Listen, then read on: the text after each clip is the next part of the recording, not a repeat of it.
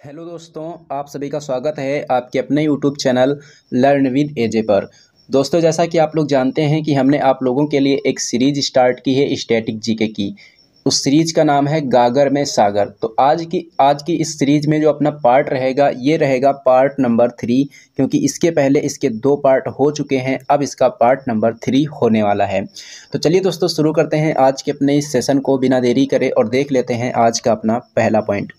तो दोस्तों, यहाँ पर अपना सबसे पहला पॉइंट दिया गया है कि the diary of a young girl, ये किसकी आत्मकथा है? ये एनी फ्रैंक की आत्मकथा है। किसकी आत्मकथा है? एनी फ्रैंक की। उसके बाद में नेक्स्ट पॉइंट है रोड्स टू मंसूरी। जो बुक है इसके लेखक कौन है? रोड्स टू मंसूरी बुक के लेखक हो जाएंगे Ruskin bond. Inheritance of loss, ये किसकी पुस्तक है? इनहेरिटेंस ऑफ लॉस ये किसकी पुस्तक है? ये किरण देसाई की पुस्तक है। मेलुहा के मृत्युंजय, मेलुहा के जो मृत्युंजय है ये किसकी पुस्तक है? ये अमीश त्रिपाठी की पुस्तक है। सुहेल देव, सुहेल देव जो है ये किसकी रचना है? सुहेल देव भी ये अमीश त्रिपाठी की ही रचना है। तो ये महत्वपूर्ण पुस्तकें कितनी हैं? 5 महत्वपूर्ण यहाँ पर लिखी हुई हैं। इन सभी पुस्तकों के लेखक और नाम आपको याद रखना है। उसके बाद में नेक्स्ट पॉइंट की बात करेंगे। तो नेक्स्ट पॉइंट यहाँ पर दिया गया है नृत्य से संबंधित कालबेलिया नृत्य। कालबेलिया जो नृत्य है ये कहाँ का है? ये राजस्थान का है। कहाँ का है? राजस्थान का है। और इसको वर्ष 2010 में क्या किया गया था? इसको वर्ष 2010 में अमूर्त धरोहर के रूप में घोषित किया गया था। यानी कि अमूर्त धरोहर जो होती है यूनेस्को की, उसमें इसको शामिल किया गया। और भारत में अमूर्त धरोहरों की कुल संख्या कितनी है? भारत के अंदर अमूर्त धरोहरों की कुल संख्या जो है ये 14 है। कितनी है? 14 है। और नवीनतम अमूर्त धरोहर कौन सी है? दुर्गा पूजा है, जो कि कहाँ की है? ये पश्चिम बंगाल की है। अब कुछ महत्वपूर्ण यहाँ पर अमूर्त धरोहरें लिखी हैं और इनको अमूर्त धरोहर में कब शामिल किया गया था ये यहाँ पर लिखा हुआ है। तो सबसे पहले आपको यहाँ पर याद रखना है कि जो वैदिक जप परंपरा है इसको अमूर्त धरोहर का दर्जा कब दिया गया? वर्ष 2008 में। रामलीला को यूनेस्को की जो अमूर्त धरोहर सूची है उसमें कब शामिल किया गया? वर्ष 2008 में। उसके बाद में है मुदियट्टू केरल। मुदियट्टू जो कि केरल की है, इसको यूनेस्को की अमूर्त धरोहर में कब शामिल किया गया? 2010 में। छऊ नृत्य, छऊ नृत्य को यूनेस्को की अमूर्त धरोहर सूची में कब शामिल किया गया? वर्ष 2010 में। योग को यूनेस्को की अमूर्त धरोहर में कब शामिल किया गया? 2016 में। और नवरोज को यूनेस्को की जो अमूर्त धरोहर सूची है उसमें कब शामिल किया गया? वर्ष 2016 में। कुंभ मेला को कब शामिल किया गया? वर्ष 2017 में। और दुर्गा पूजा को कब शामिल किया गया? दुर्गा पूजा को 2021 में शामिल किया गया। और ये नवीनतम है, यानी कि 14वें नंबर की जो अमूर्त धरोहर है कौन सी है? दुर्गा पूजा है। कहाँ की है? पश्चिम बंगाल की है। उसके बाद में नेक्स्ट पॉइंट की बात करेंगे। तो याओसंग उत्सव, याओसंग उत्सव कहाँ होता है? ये मणिपुर में होता है। पंडित किशन महाराज का संबंध कौन से वाद्य यंत्र से है? तबला से है, यानी कि ये तबला वादक हैं। निखिल बनर्जी का संबंध कौन से वाद्य यंत्र से है? इनका संबंध सितार से है, यानी कि ये सितार वादक हैं। भजन सोपारी का संबंध कौन से वाद्य यंत्र से है? इनका संबंध संतूर से है, यानी कि ये संतूर वादक हैं। उसके बाद में है नेक्स्ट पॉइंट की अंतर्राष्ट्रीय हॉकी महासंघ की स्थापना कब हुई थी? 1924 में हुई थी। अब 1924 से आपको याद रखना है कि 1924 में क्या हुआ था? एक बेलगाम अधिवेशन हुआ था और उसकी अध्यक्षता किसने की थी? महात्मा गांधी जी के द्वारा की गई थी। और महात्मा गांधी ने केवल और केवल एकमात्र जो कि कांग्रेस का अधिवेशन है, बेलगाम अधिवेशन, उसकी अध्यक्षता उन्होंने की थी। उसके बाद में नेक्स्ट पॉइंट है यहाँ पर हॉकी का पहला विश्व कप कब हुआ था? ये 1971 को हुआ था। कहाँ हुआ था? बार्सिलोना में हुआ था। बार्सिलोना कहाँ है? स्पेन में है। और स्पेन की राजधानी क्या है? मैड्रिड है। और ये जो हॉकी का पहला विश्व कप है इसका विजेता कौन सा देश रहा था? विजेता इसका रहा था पाकिस्तान। और पाकिस्तान ने किसको हराया था? स्पेन को हराया था। उसके बाद में नेक्स्ट पॉइंट है कि 1975 का जो हॉकी विश्व कप हुआ था उसका आयोजन कहाँ हुआ था? कुआलालंपुर में हुआ था। कुआलालंपुर किसकी राजधानी है? मलेशिया की राजधानी है। और 1975 का जो हॉकी विश्व कप हुआ इसका विजेता कौन सा देश था? भारत था। और भारत ने किसको हराया था? भारत ने पाकिस्तान को हराया था। उसके बाद में दिया गया है एललाकार्डी जो आदिवासी नृत्य है, एललाकार्डी नृत्य जो है ये कहाँ होता है? ये केरल में होता है। और जागोर नृत्य कहाँ का है? जागोर नृत्य गोवा का है। और गोवा का फेस्टिवल याद रखना है सिग्मो फेस्टिवल। सिग्मो फेस्टिवल कहाँ का है? गोवा का है। मुंदारी नृत्य कहाँ का है? मुंदारी नृत्य झारखंड का है। छेर या छारी नृत्य कहाँ का है? ये राजस्थान का है। और कालबेलिया नृत्य कहाँ का है? ये भी राजस्थान का है। द गाइड बुक, उसके बाद में कुछ महत्वपूर्ण बुक लिखी हुई हैं। द गाइड बुक किसकी है? R.K. नारायण की है। ट्रेन टू पाकिस्तान किसकी पुस्तक है? खुशवंत सिंह की है। ए सुइटेबल बॉय किसकी है? विक्रम सेठ की है। और अनसुइटेबल बॉय किसकी है? अनसुइटेबल बॉय करण जौहर की है। तो ये 4 महत्वपूर्ण पुस्तकें फिर से लिखी हुई हैं, इनके लेखक लिखे हुए हैं। ये सभी पॉइंट आपको यहाँ से याद रखने हैं। उसके बाद में हम बात करेंगे नेक्स्ट पॉइंट की। तो चेरा पन्हारा जो संबंध है इसका संबंध किससे है? चेरा पन्हारा का संबंध किससे है? इसका संबंध है उड़ीसा की रथ यात्रा से। सोनल मानसिंह जो है ये किसकी फेमस कलाकार हैं? ये उड़ीसी की फेमस कलाकार।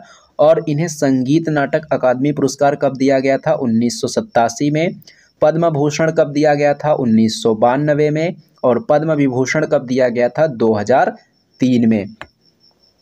उसके बाद में नेक्स्ट पॉइंट की बात करेंगे तो जल्लीकट्टू कौन से राज्य से संबंधित है? तमिलनाडु से संबंधित है। टाइगर स्टेट किसे कहते हैं? मध्य प्रदेश को कहते हैं।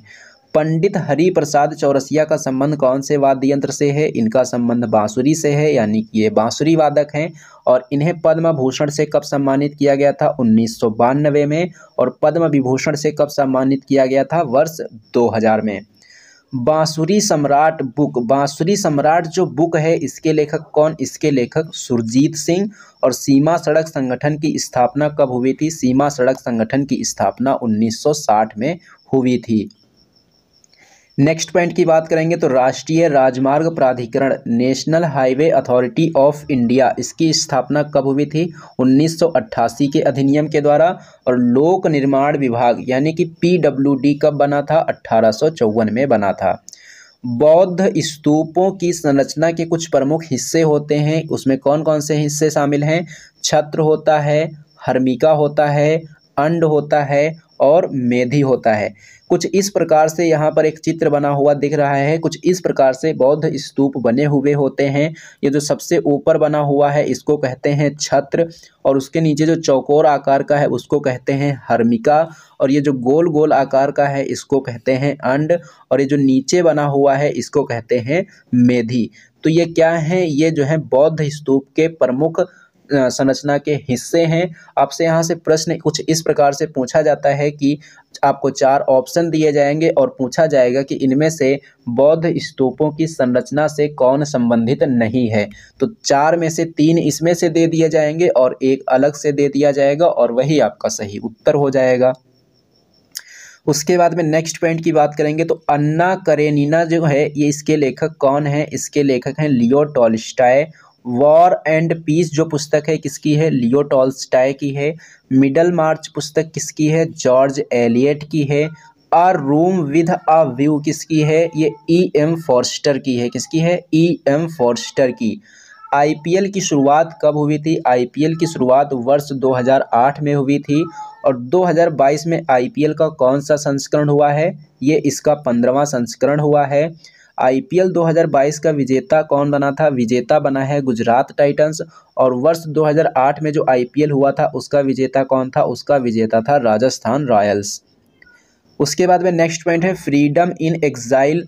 फ्रीडम इन एग्जाइल जो है किसकी आत्मकथा है? ये दलाई लामा की आत्मकथा है। A Long Walk to Freedom किसकी आत्मकथा है? नेल्सन मंडेला की है। इग्नाइटेड माइंड किसकी है? ये APJ अब्दुल कलाम की पुस्तक है। हॉर्नबिल दिवस नहीं होगा, यहाँ होगा हॉर्नबिल उत्सव। हॉर्नबिल जो महोत्सव है कहाँ मनाते हैं? इसको नागालैंड में मनाते हैं। और नागालैंड की जो स्थापना है ये 1 दिसंबर के दिन हुई थी, इसीलिए जो हॉर्नबिल महोत्सव है ये 1 दिसंबर को शुरू होता है। मूंगफली उत्सव कहाँ मनाते हैं? मूंगफली उत्सव कर्नाटक में मनाते हैं। त्रिशूरपुरम महोत्सव कहाँ मनाते हैं? इसको केरल में मनाते हैं। नेक्स्ट पॉइंट की बात करेंगे तो नेक्स्ट पॉइंट है कि पीवी सिंधु का संबंध कौन से खेल से है? इनका संबंध बैडमिंटन से है। मुक्तेश्वर मंदिर कहाँ है? मुक्तेश्वर मंदिर जो है ये उड़ीसा में स्थित है और कौन से देवता को समर्पित है? ये शिव जी को समर्पित है। अंबरनाथ मंदिर कहाँ है? महाराष्ट्र में है। सोमनाथ मंदिर कहाँ है? गुजरात में है। कामाख्या माता मंदिर कहाँ है? ये असम में है। उसके बाद में नेक्स्ट पॉइंट की बात करेंगे तो नेक्स्ट पॉइंट है कि ग्रैमी पुरस्कार जीतने वाली पहली महिला कौन थी? तो ये हो जाएंगी तन्वी शाही। कब दिया गया था इनको? वर्ष 2010 में। ग्रैमी पुरस्कार की शुरुआत कब हुई थी? ग्रैमी पुरस्कार की शुरुआत वर्ष 1959 में हुई थी। गोटी पुआ नृत्य या बंध नृत्य कहाँ का है? उड़ीसा का है। नोंग क्रेम नृत्य कहाँ का है? मेघालय का। विदेशिया नृत्य कहाँ का है? बिहार का। काकारसी नृत्य का है? केरल का। जवारा नृत्य कहाँ का है? जवारा नृत्य है मध्य प्रदेश का। उसके बाद में नेक्स्ट पॉइंट की बात करेंगे। The Race of My Life an autobiography किसकी है? ये मिल्खा सिंह की है। गोल्डन गर्ल पुस्तक किसकी है? पीटी उषा की है। फायरसिली फीमेल जो है ये किसकी है? ये दुती चंद की है। और बीदर किला कहाँ है? बीदर किला कर्नाटक में है। जूनागढ़ का किला कहाँ है? गुजरात में है। आमेर का किला कहाँ है? राजस्थान में है। उसके बाद में नेक्स्ट पॉइंट है वंगाला उत्सव कहाँ होता है? ये मेघालय में होता है। अब कुछ प्रमुख नृत्य हैं। वाघ्य मुरली नृत्य कहाँ का है? महाराष्ट्र का है। और महाराष्ट्र का तमाशा और लावणी भी याद रखना है। जाट जाटिन कहाँ का है? बिहार का। घूमर कहाँ का है? राजस्थान का। भवई कहाँ का है? ये गुजरात का है। उसके बाद में नेक्स्ट पॉइंट है कि भारत रत्न से सम्मानित होने वाली पहली गायिका कौन है? एमएस सुब्बुलक्ष्मी है। कब दिया गया था इनको? 1998 में। और लता मंगेशकर को भारत रत्न कब दिया गया था? 2001 में। इंद्रानी रहमान का संबंध किससे है? भरतनाट्यम और ओडिसी से है। पंडित राम नारायण का संबंध कौन से वाद्य यंत्र से है? सारंगी से। पाइका नृत्य जो पाइका मार्शल नृत्य है ये कहाँ का है? ये उड़ीसा का है। उसके बाद में नेक्स्ट पॉइंट है एन ईरा ऑफ डार्कनेस किसकी है? शशि थरूर की। एरिया ऑफ डार्कनेस किसकी है? वी.एस. नायपाल की। और वी.एस. नायपाल को नोबेल प्राइज़ भी मिल चुका है और बुकर प्राइज़ भी मिल चुका है। भोगाली बिहू उत्सव कहाँ होता है? असम में होता है। लुम्बिनी उत्सव आंध्र प्रदेश का है। महामहिम उत्सव तमिलनाडु का है। और हाथी उत्सव कहाँ का है? राजस्थान का। और डेजर्ट फेस्टिवल कहाँ होता है? डेजर्ट फेस्टिवल भी राजस्थान में ही होता है।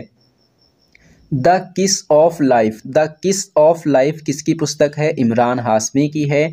उस्ताद जाकिर हुसैन का संबंध कौन से वाद्य यंत्र से? तबला वादक हैं। और इनकी एक पुस्तक है अ लाइफ इन म्यूजिक। ये पुस्तक भी आपको याद रखनी है। तो दोस्तों ये था आज का आपका सेशन। ये सेशन आपको कैसा लगा है कमेंट बॉक्स में कमेंट करके ज़रूर बताना। अगर ये सेशन आपको पसंद आया हो तो इसे लाइक करना और इसे अपने दोस्तों में ज़्यादा से ज़्यादा शेयर भी करना। और हाँ दोस्तों, अगर आप लोगों ने अभी तक हमारे चैनल को सब्सक्राइब नहीं किया है तो चैनल को सब्सक्राइब कर लेना और बेल आइकन पर क्लिक करके ऑल पर ज़रूर क्लिक कर लेना, जिससे कि इस चैनल पर जब भी कोई वीडियो अपलोड की जाए तो उसका नोटिफिकेशन आपको सबसे पहले मिले। तो चलिए दोस्तों, मिलते हैं अब हम लोग एक नेक्स्ट वीडियो में।